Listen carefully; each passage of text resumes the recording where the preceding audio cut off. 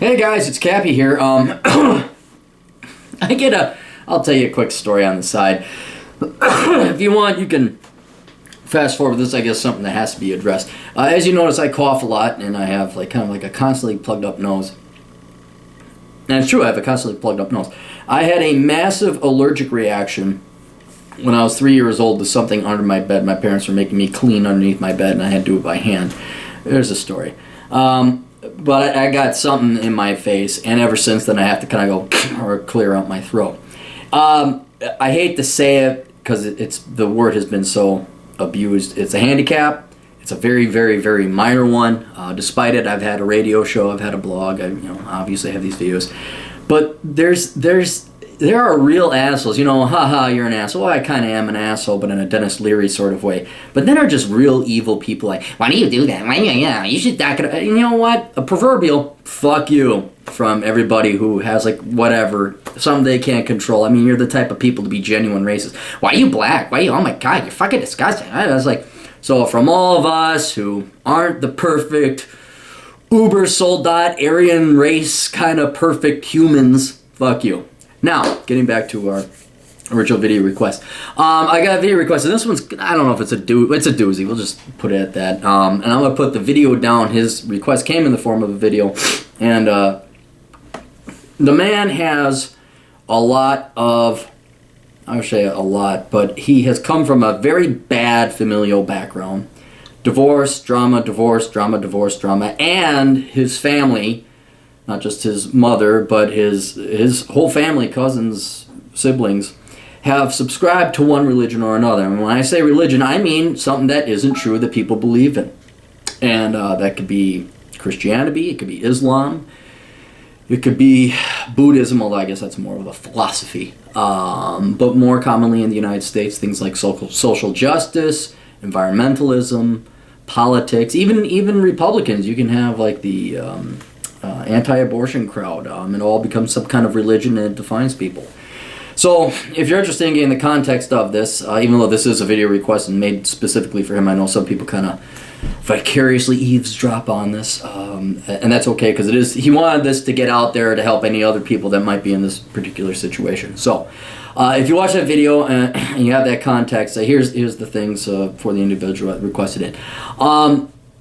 The first thing is that your mother and your family in general have subscribed to some form of religion, be it political or actual traditional religions, Christianity, born again, whatever. Not because of any deep pondering and self-inflection and desire to improve themselves or look for wisdom from our elders, or wisdom that can be pulled from religion. The Quran, the Bible, the Torah, they are political or religious texts, but they are also wisdom. Everybody could stand a lot to learn from reading these religious texts, because that is wisdom of your elders. But they're not doing that. Their purpose and goal of subscribing to a religion, and it's more apparent when you see it in something as blatant and political as environmentalism, social justice, liberalism, whatever, is to feed their egos and for themselves. Christianity in particular, this is why everyone hates born-again Christians. That's particularly vile because that is the criminals, the most evil people, the thieves, the murderers, the scum of the world. They all go running to Christianity because of one really great clause in Christianity, and that is Jesus forgives. You could kill someone, you could kill 1,000 people. Go to there's an elementary school north of where I live. I could go there and kill every one of those kids. And according to Christianity, as long as I take Jesus as my Savior, Jesus forgives. That's a clause that's really prone to be taken advantage of. And apparently your mother has taken advantage of that. So it is the scoundrel's hideout. Was it patriotism is the scoundrel's refuge or something like that? Religion, especially Christianity, is an evil person's refuge. Because now your mom, in her mind, self-convincingly, has allowed her past, which can be described as nothing more cunty behavior, evil behavior, given divorce and having multiple husbands, bringing kids into the world that she was not prepared to stick with the guy for or raise properly or whatever, provide for. That's why they go running to religion. The rest of your family, well, if they're your age, our generation or the millennials, they're typically weak-minded and they're programmed to be through the public school, so they're running through that. And that's more of a testament or a character or a trademark of a weak-minded individual. Someone who's lazy, someone who doesn't want to work hard, and just, oh, wow, look, how convenient. It's just like Christianity. Oh, wow, God forgives me for everything? Okay, cool, I'm going to go sin some more and fuck up other people and take their money. But, oh, I'm forgiven, I repented, I went to church. Always wondered if Christians, my dad was a pastor, as you know, and we were forced to go to a concentration camp. I mean, St. John's Lutheran parochial concentration camp. I mean, school. And I always wondered, like, if you got to think, like, do you have to constantly pray and beg for forgiveness? Because, like, let's say you committed a sin, and it was, like, 3 days to church, and then you got killed. Well, you didn't pray for your forgiveness in church, so do you go to hell? Anyway, but in regards to the rest of your family, they're pursuing that for whatever self-serving purposes, ego, masturbation, pride. As long as they can avoid a real job, they'll do that. So you're not, the larger point with that, again, I have an outline here. What that tells me is that most of your family, not all, most of them, particularly your mother though, most of them are not good people. Or at least they're not intellectually honest. And they have no problem essentially being liars. And I hate to use such harsh language, but that's what it is. Being dishonest. That you now have to wonder, and you are wondering, that's why you sent in the video, are these people I want to hang out with? Are these people I want in my life? And that's a great question. And this gets to my second point. Blood is not thicker than water. All right? And I got a fly flying around here. You are your own sentient human being, okay? And you were brought into this world not by your own accord. You did not have a say in this, and that's why this is a reason why I'm absolutely for people having abortion. Okay, I would even say I'm pro-abortion. I don't like the fact, it's a horrible thing. You should have birth control first. But this is why I'm at least pro-choice. And that is, some kids should just not be brought into this world because the parents are not capable or prepared or have the desire or will to properly raise them. And having a life where your parents are going to get divorced, they're not going to have money, they can't afford you, and they don't have the time or the will or the desire to raise you properly, not to invest the labor into you because you're an inconvenience, it's a mercy killing to be aborted. It's a better life to just not ever exist than it is to exist. Well, sorry dude, you came to term, you were born, and you were born in what sounds like a really shitty fucking family into a mother who's a goddamn cunt. Now, you're here. A lot of people say life is the most precious gift, and it is. But a lot of us have got to come from behind to make it worthwhile. And this is what one of those things is saying, where do I spend my time? Because the most important thing in life, if you're here, if you gain sentientness, if you've been born, you made it past the abortion line, you're going to have to make the best of this, and making the best of your life is finding good quality people. Humans are the most important thing in life, and having good conversation, finding good loved ones, finding good friends is all that really matters. Now, an interesting thing happens. You're dealing with 2 million years of human biological Darwinistic genetic evolution. And to survive, your hindbrain, 80% of the brain mass that you have in that little skull of yours, is programmed to have an attachment and a familiarity and a strong bonding relationship with your family. Because if you didn't in the olden days, you would die. You'd be ostracized from the village, ostracized from society, whatever. That is not the case today. Today, humans don't have to worry about starvation. You can make it out on your own. You can strike on your own. However, that doesn't negate 80% of what your brain's pre-programmed and hardwired to do. So this is where the blood is thicker than water thing comes in. And in some regards, it's true because you're programmed that way, but factually, that's one of the biggest, most handicapping lies there's ever been out there. Your family, you don't owe your family shit. All these people say, your mother brought you into, oh, fuck you. Obviously, your mom was abusive and a cunt. I don't mean physically abusive, but she was no mother. She was not a matriarch or a providing, loving, caring woman in any regard. What, married 4 times, you said in your video? Shit, you get divorced once, that means you chose the wrong guy. And then you brought up in a broken family, a broken home. All right? So, you have to, and it's hard, and it never goes away. It really doesn't. You have to have enough self-respect to realize that blood is not thicker than water.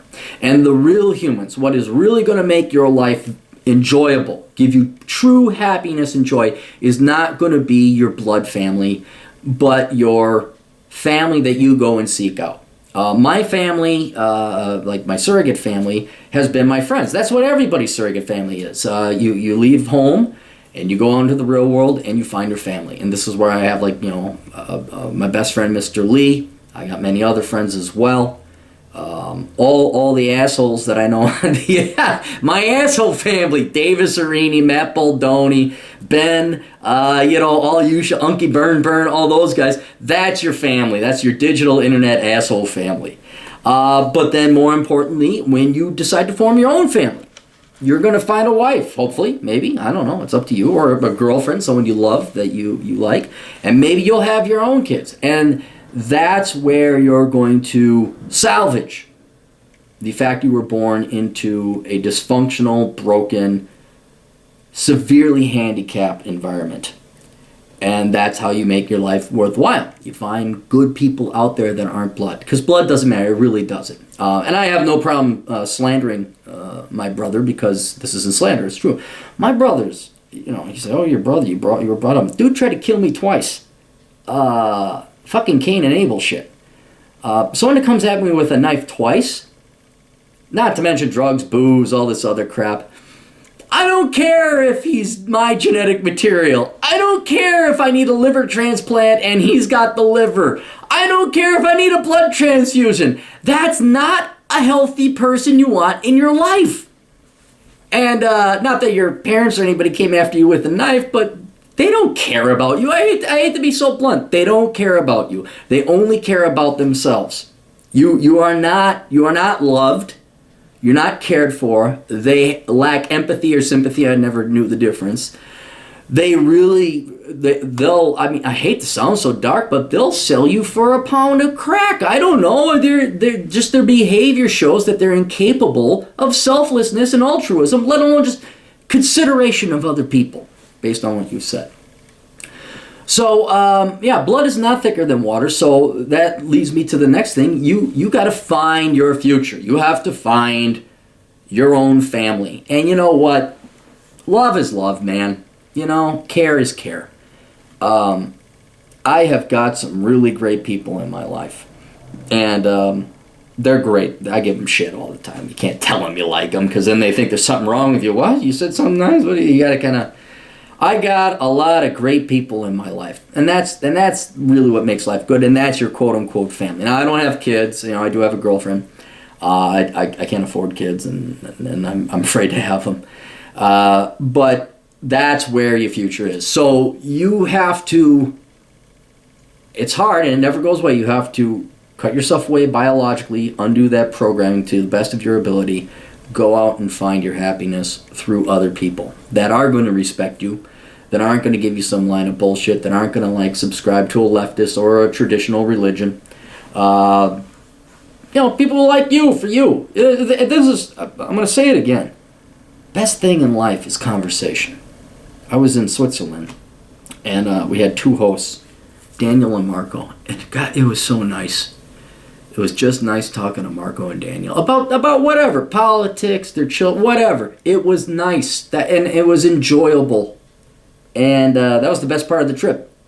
Venice, it beat Venice by leaps and bounds. That's a church, that's a cathedral, that's nice, it's pretty, gorgeous, frankly. But the best part of the trip was, Marco, you wanna be entertained, listen to Marco and how much he hates growing up in Italy. Oh, even better than that, listen to him when he talks about Ireland. Oh God, he hates Ireland. That's so that's what you got to do. So I know you're programmed to want to go back to home, wherever it may be, because you moved so many times. There is no home. Your home is in the future. Your home is with some gal out there you have yet to meet. Your home is with children you have yet to fornicate and create. So there's that. Finally, yes, you do need a family. I don't think anyone could go through life without a family. I know, I don't know. No, there's one guy who's very much a loner and a hermit that I know, but even he still has family. He's kind of likes being alone. But he still goes, gets coffee with the same guy. Group of guys. I know another guy, he kind of likes just going up to his cabin and being kind of left alone, but even he has his family. You don't need a lot, you just need a couple, but you do need a family. It could be even at work. A lot of people, like, they go to work. Cops, this happened all at the police department when I worked. I was never a cop. Were you a cop? No, I wasn't a cop. We were part of the police department, but we were a campus security team. We were trained by the police, but we didn't have guns. That was the biggest, most wonderful family I ever had. It was great. It was really fucking great. It was like having a family of like 100 people. And we go to parties and we go out. It was wonderful. Now they're all married with their own families. And yeah, I am envious of them. Not that they have families with, like, their real family. You know, they got married, got kids, and it's like, can you come out and play? They can't. They're all gone. Still, you got to go find that family. And that's the solution to your frustration, your angst, or whatever else is out there, or whatever is perplexing you now. So yeah, go find it, man. You know, do your thing on it. I didn't get your age or anything like that. I presume you're younger. But yeah, you do have to cut your ties. And here's another thing that I found. When you're younger, your parents think that they know everything. And they think they're right because they're the elders and they're the parents, da-da-da-da-da. It's not until you leave and cut them off a little bit. And I don't mean that like as a vindictive measure or a punishing measure. More of, well, in my case, I hate to sound so dark and sinister, give you a woe is me. I didn't call my parents for like, I think 3 months. I didn't visit them for 9 when I went to college. You know the primary reason? Wasn't because I didn't like them or anything. It's because they didn't have any fucking money. And I went to college and I had no money. And this is back in the day when you had long distance. Like, you couldn't, you know, I was so dirt poor, my lips got chapped. Minnesota winter is very dry and cold. My lips were chapped and I would not afford the chapstick. That's like fucking, it was 89 cents. That's how bad it was. The larger point being is that it created an interesting little thing where I didn't contact them, not out of choice, but out of necessity. I couldn't afford the gas to go back home. I didn't have a car for the first 4 months I was in college. I had to get by on such a minimal amount of stuff. I couldn't afford the long distance phone call. And then it was all of a sudden like, my dad, who was pretty much an ass the entire time I was being brought up, all of a sudden became like this really cool guy. And sometimes that's what it takes. It's always good to, and now my dad and I have kind of like a good friendly relationship. I would say professional. Sometimes these people need a swift kick in the ass. Sometimes they got to lose their child where he goes away, and like when you've been disrespected or their behavior has been unacceptable, you're like, fuck this, it's better being without you guys. And then you go away. And I'm not saying don't do this as like a hostage kind of ransom manner. You do it because, 1, you don't have a choice, or 2, you have self-respect. It's amazing what happens when parents like lose a kid. Like when the kid ostracizes him or herself from the family. Then all of a sudden, like, that's hard, real-world empirical evidence. Like, my child isn't calling me. Another perfect example. I don't know my parents' birthdays. I don't. In part because I'm lazy, in part because, heck, I remember twice in college. I was working so much. Oh, sorry, I didn't mean to bump that because then it shakes the camera. It happened twice in college. I was so busy with work. It was a miserable existence. I almost made it past my birthday without realizing it was my birthday. Because we'd be working overnight, and from midnight it switches, and then like you'd be working overtime because it was holiday season, and then you go to bed. And I think like one time I woke up and it was 11 p.m. on my birth date. I don't tell my birthday because that way hackers can't get you. And every birthday you see is bullshit anyway that I put up on the public. I almost missed my birthday twice because it was that busy. So the fuck if I'm going to remember my parents' birthdays. And I'm sure even my parents may be like, you forget my birthday. Fuck! I'm trying to put food on the goddamn table, people! I gotta pay for electric bills. On $12,000 a year that I making my $6.90 an hour in the 90s, which inflation adjusted maybe $10 an hour, I don't know. But that reality, your harsh reality that is going to extract you from your folks, and the fact that you just don't want to hang out with them, all of a sudden that's real empirical evidence that will shoot through all of their Christianity, religious, political, social justice, whatever bullshit ideology they want to believe in. All of a sudden, their flesh and blood, their children, their spawn, don't want to have anything to do with them. And that, instead of you trying to argue with them and rational, like my dad and I'm not trying to make this an Oedipus thing or, me and my dad. My dad was a big liberal the entire time, until he was like 60. And finally he came around because he got his head out of his ass, and I don't know how much more empirical data you need to figure that out. But in the end, we finally figured it out. Now, what I mean by figure out, like, we agree. He's like, oh shit, you're right. Yeah, no fucking shit, I'm right. And now we actually have a good relationship. And I think while you should be pursuing your own family, you should be pursuing your own, life and doing that, you can always come back. And I think still that's the only way to salvage and rekindle or get any kind of real healthy relationship with your previous family. Your mom, I don't think, she doesn't sound salvageable at all. She sounds like the most arrogant, conceited cunt I've ever met. Your cousins and siblings are young and stupid. But if you go and sit out and do your own thing, and all of a sudden your absence is like, why is he going? They might inflect. And over time, sometimes people get dumb, but usually people start to figure shit out. That's about the only way you're going to have any kind of real relationship with your biological family, is where you hold a stand and say, I don't hang out with my brother anymore. I've said I refuse. If he's ever at a family function, I will not be there. I refuse to deal with the drama and the bullshit. It's amazing how they'll actually start to move to your standard or start to think things. You got to hold people to standards. You got to hold them straight. Anyway, I got my guy coming here. That's all I had to say. We'll talk to you guys later. Toodles.